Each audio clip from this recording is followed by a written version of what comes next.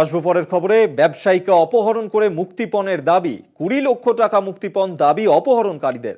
মালদহ থেকে উদ্ধার করা হয়েছে ব্যবসায়ীকে, গ্রেফতার করা হয়েছে 6 জনকে। মালদহ ও গড়ফা থানার যৌথ উদ্যোগে উদ্ধার করা হয়েছে ওই ব্যবসায়ীকে অপহরণ করে মুক্তিপণের দাবি অপহরণকারীদের। 20 লক্ষ টাকা মুক্তিপণ দাবি করা হয় অপহরণকারীদের তরফে।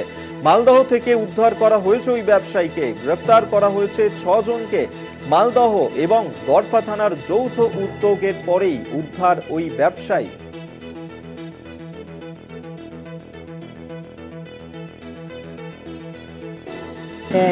অনির্বাণ হাজরা নামের একজন বিজনেসম্যান, উনি ওনাকে কিডন্যাপ করা হয়েছে।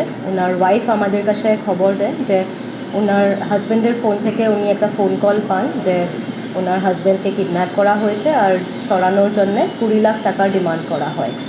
তো এই ইনফরমেশনটা পাওয়ার সঙ্গে সঙ্গেই আমাদের কলকাতা গড়ফা থানার টিম এবং লালবাজারের ডিটেকটিভ ডিপার্টমেন্টের টিম ওরা ইনভেস্টিগেশনটা স্টার্ট করে।